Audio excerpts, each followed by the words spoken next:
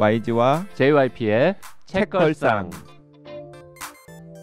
책에 관한 걸쭉하고 상큼한 이야기. YG와 JYP의 책걸상이 찾아왔습니다. YG 강량구입니다. JYP 박재영입니다. 자, 오늘 책 처방 준비된 날이라서 해니 이혜선 씨도 함께합니다. 어서 오십시오. 안녕하세요, 해니 이혜선입니다.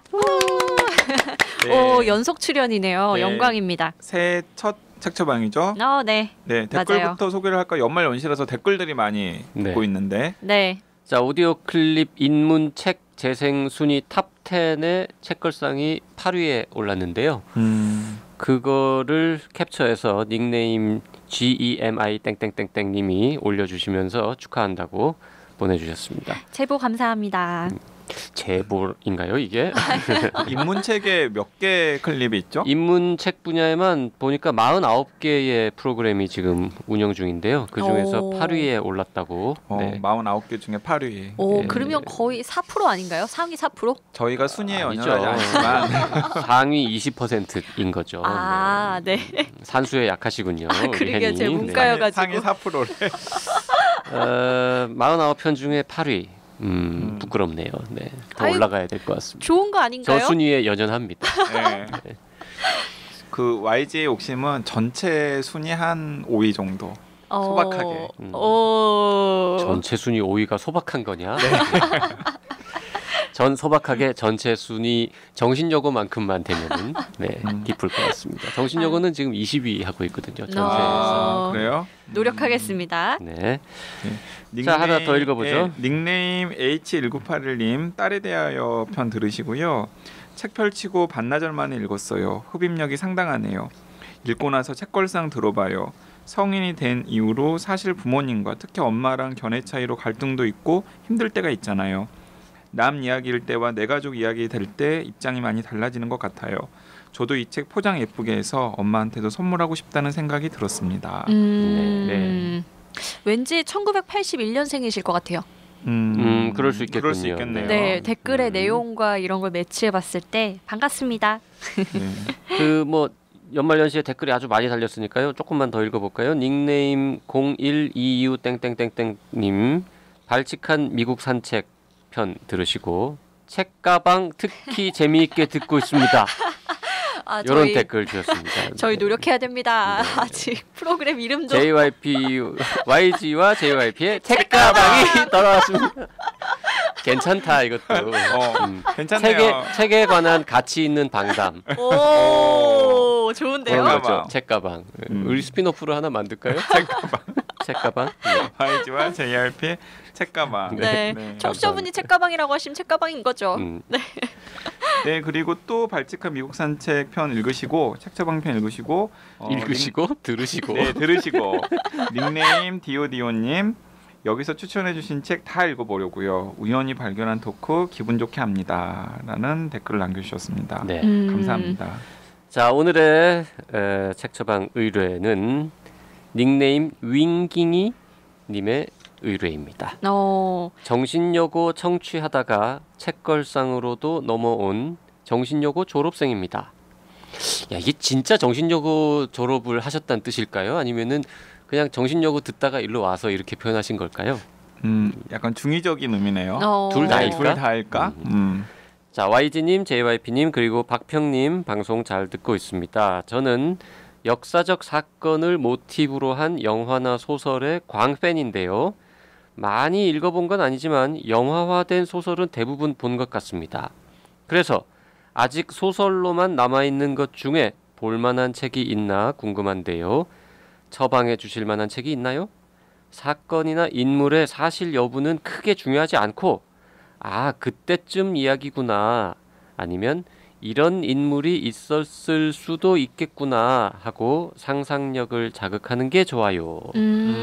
요렇게 처방 의뢰를 하셨습니다. 네, 윙깅이님. 요약하자면 역사적인 사건을 모티브로 한 소설인데 영화화로 만들어지지는 않은 거. 네, 그런데 왠지 영화화가 될 것 같을 정도로 플롯에 힘이 있는 거. 그런 거를 지금 골라달라는 거죠. 네.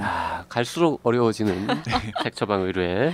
근데 실제로 요즘 역사 소설들이 영화화가 되는 작품이 많이 나오는 것 같아요. 과거보다 뭐 특별히 더 많은 건가요? 어때요? 그냥 저의 기분 탓일까요? 과거보다도 많은 것 더 같아요. 많은 것 네. 같아요? 네, 네. 네. 그거는 기록된 역사의 양이 자꾸 늘기 때문일까요? 그런 것도 있고 그리고 그렇게 만들어진 영화가 흥행에 성공하면서 더 많은 시나리오 작가들이나 감독이나 제작자들이 역사적인 어떤 사실들에 관심을 쏟게 되고 그런데 아무래도 본인들이 직접 무엇인가를 새로 창조하는 건 좀 역부족이잖아요. 네. 그래서 역사적인 사실을 잘 다룬 소설이나 혹은 또 다른 형태의 기록물 같은 것에 좀 주목을 하게 되는 게 아닌가 싶습니다. 뭐 한편에서는 이렇게 분석하는 사람도 있더라고요. 이제 영화를 제작하는 입장에서도 워낙 돈이 많이 드니까 좀 검증된 이야기를 다루고 싶어 한다는 거죠. 그래서 소설로 나온 거는 어쨌든 완결된 기승전결을 가지고 있고 어느 정도 독자들에게도 인정을 받은 셈이니까 그거를 차용하는 작품이 늘어나고 있다 이런 얘기도 있어요. 그렇죠. 소설이 많이 팔렸다는 거는 뭔가 대중들이 좋아했다는 네. 뜻이니까. 네. 근데 이제 영화가 잘 만들어지지 못해서 이제 소설의 감만큼 영화가 흥행을 못하는 경우도 많이 있죠. 그렇죠. 맞아요. 네. 예를 들어서 이제 저희가 지난 여름 휴가 특집 때인가요? 정말 셋이서 미친 듯이 재밌다고 추천했던 심플 플랜 같은 네. 책. 그건 정말 재밌는 소설인데 영화는 완전 꽝이거든요. 맞습니다. 네, 그런 경우도 있죠. 아니 심플 플랜을 그러고 보니까 책걸상 통해서 들으시고 본인이 너무 재밌게 읽고 근데 남편은 소설을 그다지 즐기지 않는 분인가 봐요. 네. 그래서 남편한테도 이 이야기를 좀 들려주고 싶어서 영화를 구해가지고 남편이랑 같이 봤는데 영화가 너무 형편없어가지고 아이고 이런. 왜 이 재밌는 소설을 이렇게 형편없이 만들었나 하면서 이제 푸념을 하시는 분의 블로그 글을 제가 잠깐 스치듯이 본 적이 있거든요. 네. 작품을 잘 고르셔야 됩니다. 제작자분들도 자, 어쨌든 관객분들도. 이 의뢰를 받고 또 저희가 상당히 고민하지 않았겠습니까? 네. 네, 고민 많이 했어요. 자, YG가 JYP도 전혀 몰랐던 또 신기한 재밌는 책들을 다수 준비해 왔던데 YG도 뭐 아니죠. JYP도 조금 갖고 오긴 했습니다만 네. YG가 가지고 온 책의 목록 좀 풀어보시죠. 먼저. 일단 제가 방출을 할 텐데 근데 윙깅이님 취향인지는 잘 모르겠어요. 근데 어쨌든 간에 이제 윙깅이님이 내주신 과제에 부합하는 책들을 일단 선정을 해왔는데 첫 번째 책은 아르투로 페레스 레베르테 응? 누구 작가 이름인가요? 책 이름인가요? 네, 레베르테라고 기억하시면 됩니다. 레베르테. 아르투로 레베르테라고 하는 스페인 작가예요. 네. 이 스페인 작가가 쓴 전쟁화를 그리는 화가라는 작품입니다. 이 아르투로 레베르테 같은 경우에는 뒤마 클럽, 네, 뒤마 클럽이라고 하는 소설이 그래도 국내에서는 꽤 유명했고 그 소설은 영화로도 만들어졌어요. 이 스페인어권에서는 꽤 유명한 스릴러 역사 소설가로 꽤 유명하신 분인데 이 아르투로 레베르테가 이제 전쟁화를 그리는 화가라는 작품을 펴냈고 그게 이제 우리나라에서도 번역이 되어 나왔는데 전작이 꽤 우리나라에서 화제가 되었던 것과는 달리 이 책은 그다지 주목을 받지는 못했어요. 근데 제가 생각하기에는 아르투로 레베르테 소설 중에서 제일 훌륭한 소설이라고 저는 개인적으로 생각을 하고 마침 윙깅이님 얘기랑 딱 부합해요. 네, 그래서 가져왔습니다. 이 책이 일단은 설정을 한번 들어보세요. 이 레베르테라는 작가 본인이 종군 기자 출신이거든요. 그러니까 여기저기 전쟁터를 많이 다녀본 경험이 있는 거죠. 네. 그러다가 이제 소설을 쓴 소설가인데 전업 작가가 된 소설가인데 마찬가지로 이 전쟁화를 그리는 화가의 주인공도 종군 기자입니다. 근데 이 사람은 글을 쓰는 종군 기자가 아니라 사진 종군 기자예요. 그래서 전쟁화를 그린다고 표현한 거군요. 그러니까 아니요. 가장 끔찍한 현장을 누비던 종군 사진 기자였는데 은퇴를 한 다음에 아무도 아는 곳이 없는 절벽에 허름한 수도원, 버려진 성 이런 걸 이제 사는 거죠. 그리고 거기에 빈 벽에다가 네. 7개월 동안 아무하고도 교류하지 않고 그냥 뭐 생필품만 사서 다시 올라가고 이런 식으로 하면서 거기에다가 뭔가를 그리고 있어요. 그런데 이렇게 정말 찾아오는 사람도 없고 괴짜처럼 뭔가를 막 그리기만 하는 이 주인공에게 어떤 청년이 찾아옵니다. 어떤 남성이 찾아와요. 네. 그리고 그 남성이랑 3일 동안 나눈 이야기가 이 소설의 전부예요. 네. 도대체 무슨 일이 있었을까? 그 남자는 왜 찾아왔을까요? 그 남자는 왜 찾아왔을까? 네. 그 남자는 복수를 하려고 찾아옵니다. 왜요? 이 남자는 이 주인공이 찍은 사진의 주인공이었어요. 근데 그 사진 한 장 때문에 엄청난 비극을 겪습니다. 저 이거 약간 오버랩되는 사건이 하나 생각나는 것 같아요. 그러니까 자신을 제외한 자신의 모든 사랑하는 사람들이 잃게 되는 비극을 경험하게 돼요. 그리고 그 발단은 이 종군 기자가 찍은 사진 한 장 때문이었어요. 그래서 이 사진을 찍은 종군 기자에게 당신이 이런 끔찍한 죄악을 저질렀고 그렇기 때문에 나는 너에게 죄를 묻겠다라고 찾아옵니다. 그러면서 둘이 대화를 나눠요. 근데 이 종군 기자는 종군 기자대로 그 빛나는 경력을 가지고 있는 전쟁터를 누비면서 사진을 찍은 활동을 그만두고 운둔자가 되어서 아무도 살지 않는 버려진 성의 벽에다가 뭔가 그림을 그리는 끔찍한 그림이거든요. 지옥도 같은 그림을 그리는데 네. 그림을 그리는 또 사연이 있어요. 왜요? 그 사연이 이제 두 가지의 그 이야기가 딱 겹쳐집니다. 언제로 겹쳐지냐면은 1990년대 중반에 유고슬라비아 내전으로 겹쳐져요. 네. 어마어마한데요? 네, 그러니까 이 종군 기자는 자기와 같이 종군 기자였던 사랑에 빠진 또 다른 여기자가 있었어요. 근데 그 여기자를 그 유고슬라비아 내전에서 잃어요. 아이고. 쥐레를 밟습니다. 쥐레를 밟던가 아니면 저격수에게 저격을 당하던가 어쨌든 잃어요. 저도 지금 디테일한 내용이 가물가물한데 그런데 또 그 와중에 찍은 사진 한 장이 또 다른 곳에서는 끔찍한 비극을 이제 잉태한 거죠. 그러면서 되게 그러니까 한 개인이 어쩔 수 없는 그 운명 네. 그리고 또 인간이 어디까지 잔인해질 수 있고 끔찍해질 수 있는지에 대한 이야기 그리고 또 그 운명을 감내해야 되는 살아남은 사람들 그리고 그 살아나는 사람들이 그 상처를 치유하는 저마다의 방식 거기에다가 이제 유고슬라비아 내전이라던가 아니면 이제 그 20세기 후반의 그 이제 전쟁터가 이제 중요한 무대들이기 때문에 이제 그런 것들이 이제 무대를 펼쳐지면서 이제 이야기가 이제 전개가 되는 거죠.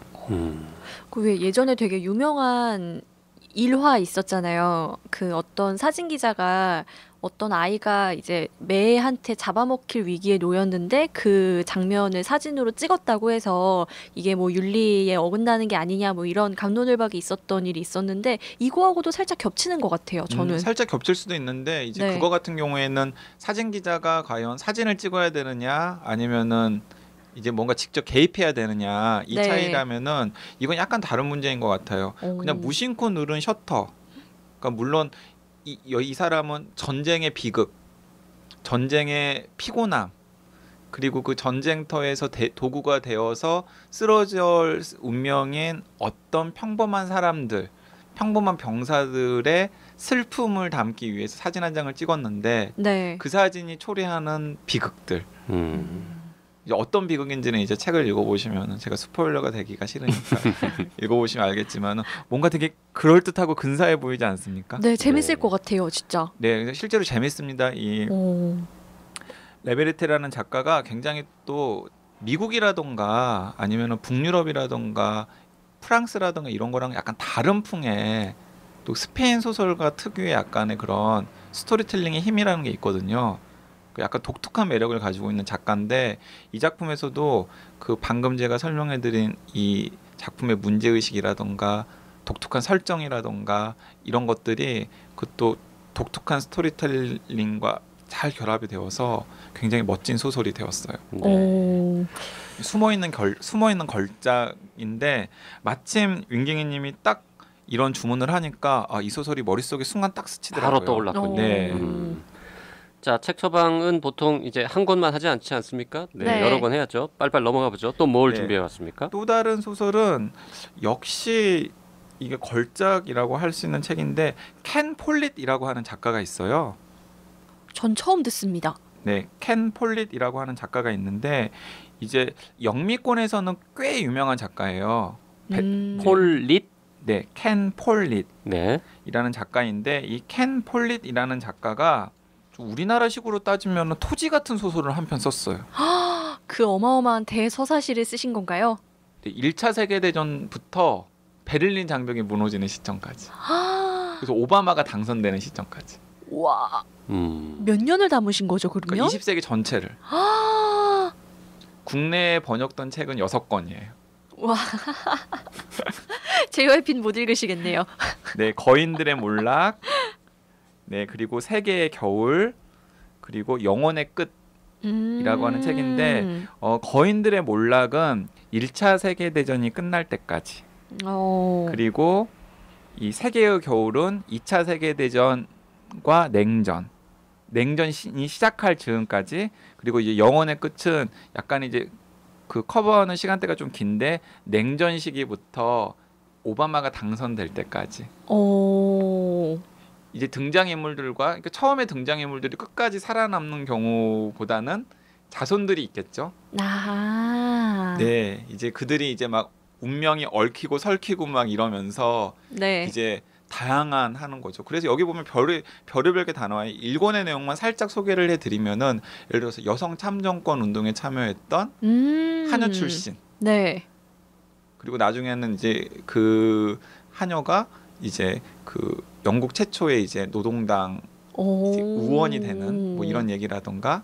그리고 또 그 1차 세계 대전에 참전하는 몰락한 귀족. 그리고 이제 소련의 볼셰비키 혁명에 참여하는 평범한 군인. 그리고 또 그 군인의 동생은 미국으로 이민을 가서 미국의 러시아 이민이 되어서 뭐 범죄 조직에 가담을 하고, 예 그리고 뭐 또 윌슨 대통령의 뭐 보좌관이었던 전도 유명한 청년. 이러니까 당시에 전 세계적인 사건들이 여러 가지 행위자들로 다 맞물리면서 한 편의 이야기가 구성이 되고 이제 그들과 그들의 자손들이 계속 얽히고 설키면서 이제 20세기의 여러 가지 사건들을 만들어가는 거죠. 쭉 듣다 보니까 왠지 그거 창문 너머 도망친 백세 노인하고 비슷한 계열인데? 저는 지금 그 파인더 스키퍼스가 살짝 겹쳐 보이기도 했어요. 지금. 창문 너머 도망친 백세 노인이 딱 그런 거잖아요. 100년 동안 있었던 5만 가지 일들 막 유명한 사람 만나고 막 역사적 현장에 있고 분위기는 전혀 달라 보입니다. 네, 분위기는 전혀 달라요. 네. 네, 약간 좀 비장해요. 그러니까 제가 이제 이 책을 그 역사 소설 좋아하는 분들한테는 가끔 소개를 하는데 뭐라고 소개를 하냐면은 그냥 무슨 내용이야 그러면은 그냥 그냥 영미판 혹은 뭐 서양판 토지라고 생각하시면 돼요. 근데 저 수식어가 딱 정확한 것 같아요. 예, 책 설명을 예. 들으니까. 그러니까 이제 그 토지도 보면은 진짜 여러 가지 등장인물들이 나와서 그냥 어쨌든 한국 현대사 물론 20세기 전반기까지지만은 어쨌든 개화기 때부터 그 해방되는 시점까지의 그런 인간 군상들의 여러 가지 것들을 다루고 그걸 여러 가지 역사적 사건들을 배치를 해 놓았잖아요. 네. 그러니까 이 켄 폴릿이 쓴 이 6권의 책들이 그러니까 거인들의 몰락 그리고 세계의 겨울, 영혼의 끝 이 시리즈가 딱 그렇게 생각을 하시면 돼요. 정말 그 20세기를 살아갔던 보통 사람들이 역사를 어떻게 만들어 왔는지 그리고 그 역사 속에서 어떻게 나름대로 뭐 생존하고 뭐 서로 사랑하고 뭐 저항하고 등등등의 역사들을 만들어 왔는지를. 그래서 이것만 보면은 그냥 약간 20세기의 약간 중요한 사건들을 그냥 한 번에 다 일별할 수 있는. 자, 지금 그 6권의 책들이 이 토지처럼 다 그냥 연결되어 있습니까? 아니면 하나씩만 봐도 되는 겁니까? 다 연결되어 있습니다. 그 중에 하나만 보면 안 되고? 하나만 보면 안 됩니다. 하나만 보고 싶었던 왜냐하면 JYP의 거인들의 몰락에 등장했던 인물들이 네. 이제 영혼의 끝에도 나오고 영혼의 끝에 등장하는 인물들이 세계의 겨울에 나오거든요. 이왕 볼 거라면 앞것만 보는 게 가장 제일 첫 번째 좋기는 거는 뭐예요, 하겠네요. 그러면? 거인들의 몰락입니다. 거인들의 몰락? 그러면 이 세 개 시리즈가 각각 1, 2권, 1, 2권, 1, 2권 이렇게 해서 6권인 걸까요? 네, 그러니까 나름 이제 20세기 켄 폴릿의 20세기 3부작인데, 그러니까 그 잉글랜드, 웨일스, 독일, 러시아, 미국에 사는 5가족 가족이 등장을 하는데 그 5가족이 한 세기 동안 서로 얽히고 설키면서 역사 속에서 이제 어떤 일들이 벌어지는지를 다루는 그래서 상당히 무슨 대하 드라마 이런 걸로 만들어질 법하잖아요. 네. 네, 실제로 영국에서 대하 드라마를 만들고 있어요. 계획만 있지 지금 런칭이 안 되고 있어요. 그래가지고 제가 가지고 나온 거예요.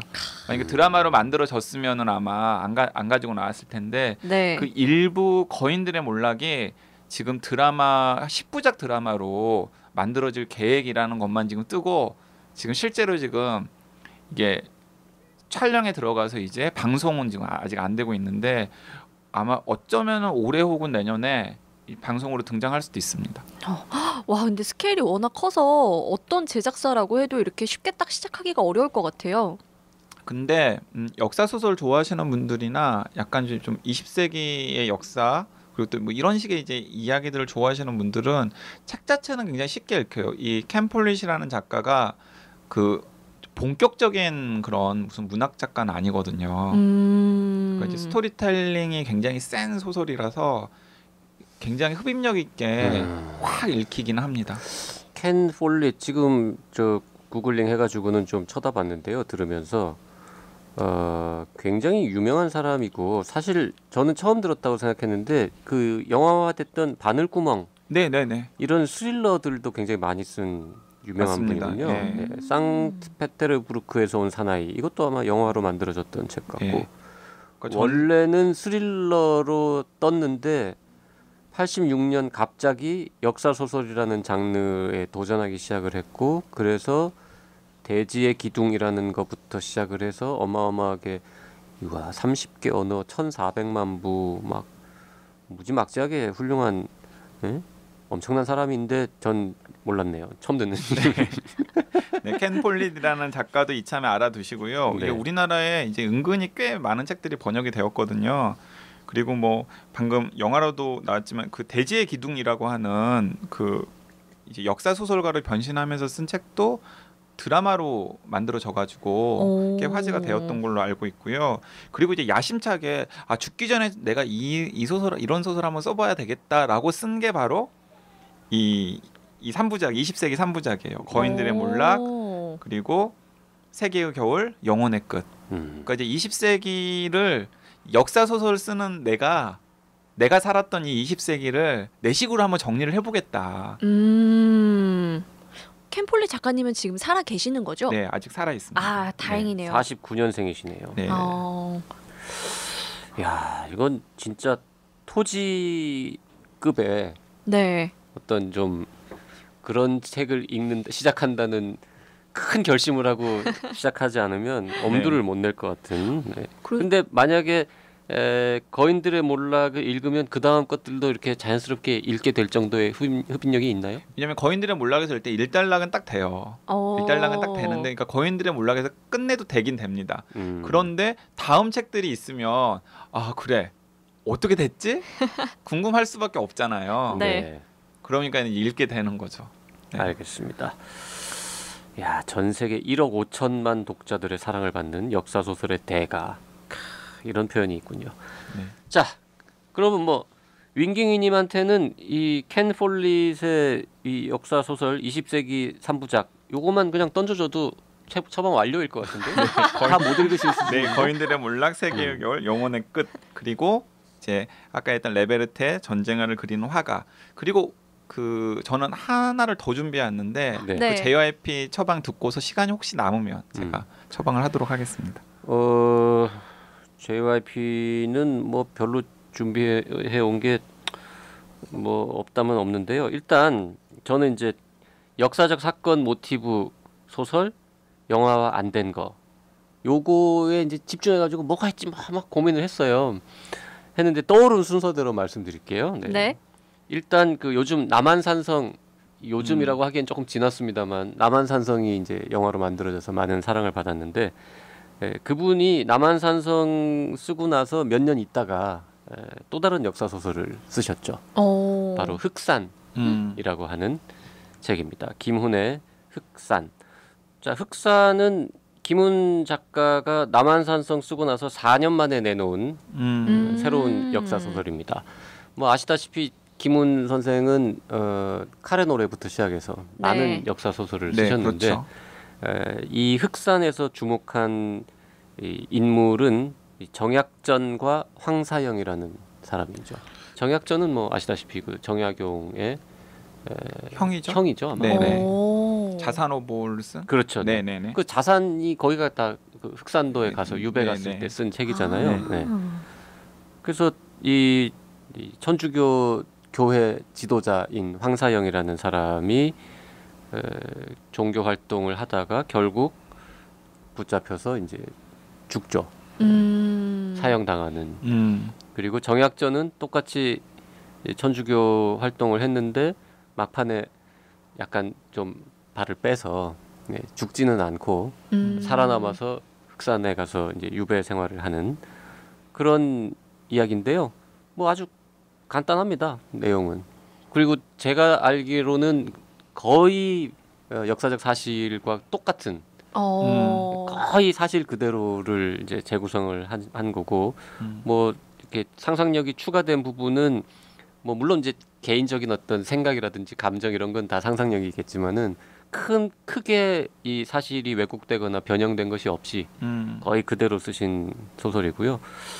뭐 저는 남한산성이나 카레 노래 뭐 혹은 현의 노래 이런 김훈의 역사 소설을 한 권이라도 읽으면서 재밌게 보신 분들은 요것도 재미있을 것이다라고 말씀드릴 수 있고 굳이 이제 다른 역사 소설들하고 비교를 하자면 많이 길진 않습니다만 다른 책에 비해서는 조금 길고요. 그다음에 문체 그 특유의 기문체 그건 똑같습니다. 그대로 이어지고요. 김훈 선생님의 역사 소설은 역사 소설이라기보다는 약간 김훈의 역사 산문 같은 그렇죠. 그런 역사 느낌이 좀 이야기 뭐 있어요. 약간 네. 근데 역사 산문이라고 하기에는 너무 또 소설적이거든요. 네네. 네. 그래서 흑산이 제일 먼저 떠올랐고요. 그리고 이게 이제 4년 만에 4년 후에 쓴 책이라고 그랬잖아요. 제가 볼 때 흑산도 영화 가능성 있다고 봅니다. 네, 진짜 카레 노래 뭐 남한산성 이후 4년이니까 네. 흑산도 앞으로 한 4년 후쯤에는 영화로 만들어질 가능성이 있다고 보고요. 또 하나 이제 한국 사람이 쓴 비슷한 시기의 역사 소설로 강화도라는 소설이 있습니다. 주로 섬 이야기를 많이 준비해 오셨군요. JYP께서. 그렇네요. 네. 근데 이 강화도라는 소설은 신헌이라고 하는 인물을 주인공으로 하는 소설인데 특이하게도 쓴 사람이 소설가가 아니에요. 오, 그럼요? 그 유명한 사회학자 송옥은 교수가 저번에 저희가 에세이 특집할 때 네. 이제 좌종운영, 우송옥은 네. 이런 식으로 이제 송옥은 교수의 에세이를 추천을 했었는데 네, 그 송옥은 교수가 어릴 때부터 이제 그 문학 청년이었고 평생 갖고 있던 로망, 소원 중에 하나가 이제 장편 소설을 쓰는 거였는데 신헌을 다뤘다는 것도 네. 굉장히 의미심장한데요. 그 하여튼 환갑이 넘으셔서 처음으로 이제 소설가로 데뷔를 한 책이 강화도라는 책인데요. 여러 가지 측면에서 좀 의미심장한 게 이 사회학자인 저자는 신헌이라는 사람을 통해서 현재 상황을 얘기하고 싶었던 것 같아요. 맞아요. 그때가 이제 19세기 후반이고 그 뭐 한창 그 병인양요 나오고 하던 그 시절이잖아요. 강화도가 네네, 이제 강화도가 외세의 침입 뭐 이런 완충 지역 거기에서 그래서 이 신헌이라는 사람이 조선 정부로부터 전권을 위임받고 그 외국 사람들하고 협상하러 나가는 관리였거든요. 근데 이 사람의 눈을 가지고 그 근대와 봉건 뭐 이런 게 천주교 이런 것들이 막 등장하는 와중에서 이 그 당시에 지식인들이 어떤 생각을 하며 어떻게 활동했는지를 보여주는 소설인데 뭐 그렇게 길지도 않고요. 그리고 전업 작가 유명한 전업 작가가 아닌 사람이 뭐 60세가 되어서 썼으면은 우리가 보통 이제 그냥 그렇게 문학적으로는 좀 그렇지 않겠어요? 이런 이제 약간의 선입견 같은 게 있을 수 있는데 누가 썼는지 모르고 그냥 보면 전혀 그런 티가 안 나고 그냥 전업 작가가 썼다고 해도 될 만큼 문학적으로도 괜찮고 그리고 이게 이제 장점인지 단점인지 혹은 스타일인지 모르겠습니다만 김훈체하고 굉장히 비슷합니다. 영향을 받으셨을 수도 시대도 있어요. 비슷하고 그다음에 그 뭐 천주교나 뭐 이런 등장하는 것들도 조금 비슷하고 그다음에 아마 송호근 선생이 그 김훈의 영향을 약간 받은 것 같아요. 알게 네. 모르게. 그래서 근데 읽다 보면 김훈체가 약간 느껴지는 그런 문체로 이루어져 있고 어쨌든 요 책도 제가 알기로는 굉장히 취재를 많이 하셔가지고 매우 사실과 부합하게 작가의 상상력은 물론 들어갔습니다만 예, 크게 사실관계가 다른 뭐 왜곡 같은 거는 전혀 없는 역사적 사실에 충실한 역사 소설이다. 이렇게 소개해드리고 싶고요. 뭐 짧게 하나 더 말씀드리자면 역사적 사건을 모티브로 한 소설. 근데 영화화 안 된 거. 9.12를 다룬 소설이 하나 있습니다. 9.11을 다룬 소설이 있어요? 네, 9.12를 다룬 소설이고요. 나온 지 꽤 돼가지고 제가 지금 찾아봤는데 벌써 10년 전에 읽은 책인데 2006년에 나왔습니다. 제목이 살아있어 미안하다 라는 제목으로 한국어판은 나왔고 한국에서는 망했는데요. 원제가 이 윈도우즈 온 더 월드 세계의 창? 근데 기억하시는지 모르겠습니다만 이 윈도우즈 온 더 월드라는 게 그 빌딩 그 월드 트레이드 센터 꼭대기쯤에 있던 식당 이름이거든요. 네네. 거기 있는 식당 이름이고 거기에서 밥 먹다가 이 테러를 겪게 되는 아버지와 아들 그 두 사람이 주인공이에요. 그리고 이제 바깥쪽에 있는 화자는 또 따로 있고 근데 특이하게도 이 책을 쓴 사람은 미국 사람이 아닙니다. 그럼요. 프랑스 작가가 썼습니다.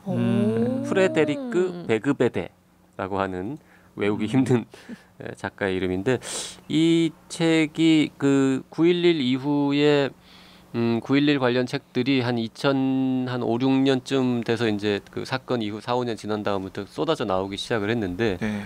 그 무렵에 나왔고 그 무렵에 나온 책들 중에서도 거의 유일하게 소설 형태로 책이 나와서 아마 한국어판까지 나온 것 같은데 한국에서는 뭐 잘 되진 않았는데 저는 왜 봤는지 모르겠는데 그 옛날에 이걸 봤어요. 네.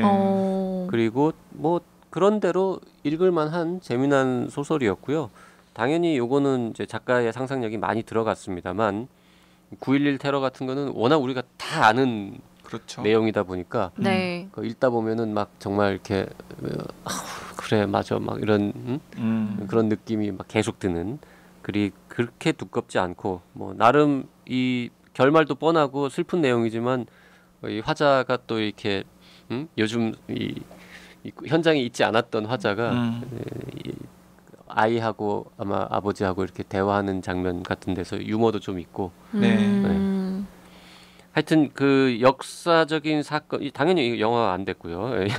역사적인 사건을 모티브로 한 재미있는 소설 중에 하나로 추천할 만하다고 해서 갖고 왔습니다. 또 JYP가 3권 추천했으니까 네. 제가 이제 그 방출하지 않은 한 권도 방출을 하면은 이건 방금 JYP가 그 실제로 있었던 9.11 사건을 토대로 쓴 소설이잖아요. 저는 약간 비튼 소설을 하나 가져와 봤어요. 일종의 역사 소설인데 가상 역사 소설이에요. 이런 것도 재밌는 거 잡으면 진짜 그래서 재밌어요. 이제 딱 하나 제가 생각하기에는 여러분들한테 추천을 했고 읽은 분들 중에서 제가 한 번도 야 이런 책 왜 추천했어라는 소리를 들은 적이 없는 책이 한 권 있어가지고 제가 가져왔는데 우리나라에 널리 알려져 있지 않은 작가인데 킴 스탠리 로빈슨이라고 하는 작가가 있어요. 네. 그 화성 시리즈로 유명한 SF 작가인데 굉장히 이제 문학적 성취도 인정받는 SF 작가거든요. 네. 그러니까 이제 황당무계한 막 그런 설정을 넣는 게 아니라 이제 생태적이거나 사회학적인 시각 같은 것들을 좀 이렇게 기묘하게 비틀어가지고 오히려 지금의 우리가 살고 있는 사회를 좀 이렇게 성찰하게 하는 그런 작품을 많이 쓰는 SF 작가로 유명하신 분인데 캠 스탠리 로빈슨이라고 하는. 네. 근데 이제 그 양반의 대표작 중에 우리나라에 지금 이제 완결된 책으로 번역이 된 건 딱 하나인데 그걸 제가 이제 오늘 소개를 해드릴 건데 쌀과 소금의 시대라는 책이에요. 이 쌀과 소금의 시대는 14세기부터 20세기까지의 700년을 다루고 있는 소설이에요. 오늘 YG 스케일 너무 큰데요? 네, 당연히 두껍겠죠. 두꺼운 책 2권인데 근데 14세기부터 20세기까지 700년을 다루는데 여기서부터가 중요한데 유럽 없는 세계사를 다뤄요. 유럽 없는 세계사. 네. 와, 그러면 이게 어떻게 가능하냐면은 네. 13세기, 14세기에 그러니까 중세에 흑사병이 돌아서 유럽에서 실제로는 3분의 1 정도의 인구가 희생이 됐잖아요. 네. 근데 이 소설은 99%가 죽어요. 그러면 거의 미국이 모든 걸 좌지우지하는 거 아닌가요? 아니죠. 미국은 미국은 없던 시절이지. 없는 나라가 그 되는 옛날이니까. 거죠. 네. 아, 또 그게 그렇게 웃기네요. 중세에 흑사병이 실제로 흑사병이 돌았는데 네. 실제로 역사에서는 3분의 1 정도만 희생이 되었잖아요. 네. 이제 그러면서 이제 중세 유럽이 무너지고 막 봉건제가 무너지고 이제 르네상스 시대 뭐 절대왕조 이런 식으로 연결이 되잖아요. 네. 그런데 그게 아니라 그 흑사병의 위력이 너무나 커가지고 99% 정도가 전염병에 희생이 되는 거예요. 네. 그러면은 유럽이 사라진 거잖아요. 네. 유럽이 사라지고 나서 오늘날의 세계가 어떤 식으로 구성이 되었을까를 700년을 상상을 해본 거예요. 어떻게 됐을까요? 여러 가지 그런데 여기서 이제 크게 이제 계속 이제 역사적인 중요한 사건들이 가면서 이제 등장하는데 예를 들어서 과학 혁명은 어디서 발생했을까? 동양에서 나오지 않았을까요? 여기서는 그러면 유럽이 사라지면은 중국 문화권과 네. 그리고 아랍 문명권만 남잖아요. 네. 그래서 유럽은 아랍 문명권에 접수를 하는 거죠. 그래서 전 세계는 크게 아랍 문명권, 그 다음에 중국 문명권, 인도 문명권 이런 식이 이제 각축을 벌이게 되는데 네. 이 중국 문명권과 아랍 문명권이 교류가 심했던 중앙아시아가 과학혁명의 분산지가 되고요. 거기 이제 뉴턴 같은 사람도 나오고요. 네. 네. 그리고 아메리카 대륙은 누가 발견할까? 네. 아메리카 대륙은 이렇게 일본 원정을 가던 중국 배가 표류를 하다가 네. 태평양의 이 북태평양 해류를 타고 샌프란시스코 정도에 도달을 해서 이제 그쪽에 인디언들이랑 조우를 하는 그런 네. 식으로 이제 설정이 되고요. 재미없겠는데. 아, 재밌어요. 굉장히 재밌는데 여러 가지 설정들이 나오는데 이제 이 소설의 이제 또 통일적인 완결성을 보여주는 게 뭐냐면 세 사람의 주인공이 계속 환생을 합니다.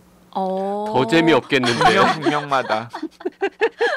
여기서 또 두 분의 취향 차이가 또 이제 극명하게. 국면마다 세 사람의 오. 주인공이 굉장히 다른 역할로 어쩔 때는 주인과 하인, 어떨 때는 친한 전쟁 동지, 네. 어떨 때는 혁명가, 어쩔 때는 부부. 성별도 막 바뀌는 건가요? 성별도 다 바뀌는 거예요. 오. 근데 약간 캐릭터는 있어요. 굉장히 하나는 굉장히 도전적인 캐릭터, 하나는 굉장히 방어적인 캐릭터 이런 식의 이제 캐릭터만 가지고 있는 세 사람이 역사의 중요한 국면마다 계속 이제 환생을 하면서 이제 서로 다양한 관계를 맺으면서 이제 그림을 만들어 가는 거죠. 그러면서 이제 그 700년의 이제 그 대체 역사를 쫙 쓰는 거예요. 이 700년의 역사를 다루어서 그런지 이 책은 700페이지 내외의 책 2권으로 되어 있습니다. 네. 1400페이지에 달하는 벽돌책이군요. 이런 거는 이제 우리 저 장강명 작가나 읽을 만한 아니 그런데 그런 책인데. 제가 이 책을 꽤 많은 사람들한테 읽어보라고 추천을 했어요. 당연히 이제 책 좀 좋아하는 사람들이겠죠. 네. 근데 제가 한 번도 다 감동받았다는 소리만 들었어요. 아니 어떻게 이런 재밌는 책을 찾아가지고 추천을 하다니. 이 미워할 수 없는 YG 같으니 뭐 이런 반응을 제가 들었기 때문에 제가 가지고 나온 겁니다. 지금 JYP께서 냉소를 하는데 아니 냉소라기보다도 그게 과연 재미있을까? 그런 대체 역사 소설을 1400쪽이나 정말 읽는 것이 재밌어요. 재밌어요? 네, 재밌어요. 이 작가가 펼쳐놓은 장치에 설득 당하면 재미가 맞아요. 있을 것 당하면 같고요. 재밌어요. 네. 예. 설득을 안 당하면 이제 이게 뭐야 하는 거고. 굉장히 그럴듯해요. 오. 굉장히 그럴듯하고 그리고 딱 유럽 없는 세계사를 생각해 본다라는 것 자체가 굉장히 흥미롭잖아요. 그러면 네. 이제 그 아시아나 뭐 아랍이나 이쪽 동네에 있는 나라들은 뭐 여기저기 막 나오고 한국도 나옵니까? 한국도 나옵니다. 한국은 어떻게 기술됩니까? 한국도 잠깐 나옵니다. 그러니까 잠깐 네네네. 별 크게 영향력 네, 없는 영향력 나라로. 없는 나라로. 아니 그리고 윙갱이님이 만약에 세계사에 되게 관심이 많으신 분이라면 또 좋아하실 것 같아요. 오늘 제가 이제 스케일이 큰 책들을 지금 2권을 좀 소개를 했는데 네. 네 정리를 하자면은 그 이제 유고슬라비아 내전을 비롯한 20세기 후반의 전쟁터들이 중간중간에 등장하면서 이제 인물들의 어떤 그런 비극적인 운명을 다룬 레베르테의 전쟁화를 그리는 화가, 그리고 이제 켄 폴릿이라고 하는 역사 소설의 거장이 20세기 역사를 자기 나름대로 정리를 해본 20세기 3부작의 거인들의 몰락, 세기의 겨울, 영혼의 끝. 20세기를 살아가는 5가족이 얽히고 설키면서 역사를 만들어가고 역사의 희생양이 되고 이제 그런 모습들을 이제 다루는 소설이고요. 그리고 이제 킴 스탠리 로빈슨이라고 하는 이제 작가가 쓴 유럽이 사라진 700년의 세계사가 어떤 식으로 진행이 되어 왔을까를 정말 아름답게 풀어낸, 네. 심지어는 아름답게 풀어낸 쌀과 소금의 시대. 이 제목도 굉장히 의미심장하지 않습니까? 네. 후추가 없는 쌀과 소금의 시대. 어마어마한 거죠. 쌀과 소금의 시대는 진짜. 네, 이 세 권을 추천을 합니다. 이제 자, 청취자 여러분, 저희가 보이는 라디오가 아니어서 말씀드리자면 YG가 자꾸 이렇게 막 책에 대해서 이렇게 열변을 토하실 때는 옆에서 JYP가 냉소리 짓고 있기 때문입니다. 아니 냉소 코웃음을 짓고 있어. 아니 아니라니까요. 그냥 저 취향이 다르다. 아, 네. 다른 취향의 전 책이기 그 때문에. 세 권의 지금 대작, 그렇게 어마어마한 스케일의 책들 이런 거를 좋아하지 않거든요. 선정해온 거 보세요. 똑같이 세 권씩 얘기했는데 지금 YG가 가져온 책은 막 대개 최소 100년, 막 700년, 전 세계를 다루는 거고. 일단 사람이 한 명 한 세대는 지나야 돼요. 그러니까 무조건. 막 그 등장인물도 막 수백 명 나올 거 아닙니까? 아니 레베르테 전쟁화를 그리는 화가는 안 그래요. 근데 JYP가 가져온 책은 정말 몇 명 안 나오고 정말 그 며칠 동안만 몇 년 동안의 얘기만 딱 나오는 흑산, 강화도 그리고 살아있어 미안하다. 요런 이제 네, 김은혜 네. 흑산, 소품만 가져오잖아요. 송호군의 강화도, 그리고 프랑스 작가 배그베데 베그베데의 살아있어서 미안해. 살아있어 미안하다. 미안하다. 네. 네. 네, 이 세 권을 가져왔습니다. 여기서 이제 취향껏 윙갱이님이 고르시면 되겠네요. 저는 일단 그 제가 켄 폴릿이나 킴 스탠리 로빈슨의 책을 함부로 권하기는 좀 무섭고요. 책이 너무 두껍고 대작이기 때문에 이 레베르테의 전쟁화를 그리는 화가는 윙갱이님이 한번 읽어보시면 굉장히 큰 여운이 있을 거라고 생각을 합니다. 아니면 저희 다음 달에 또 설 연휴가 다가오고 있지 않습니까? 그때 한번 좀 큰 거는 도전해 봄직합니다. 설 연휴를 몽땅 바쳐도 다 못 읽을 만큼 두꺼운 책이군요. 네. 자, 오늘 윙깅이님의 소중한 책 처방 의뢰를 받아서 저희가 고심 끝에 여러 6권. 권의 네. 책을 소개해드렸습니다. 네. 오늘 방송 여기서 줄이죠. 네, 감사합니다. 감사합니다.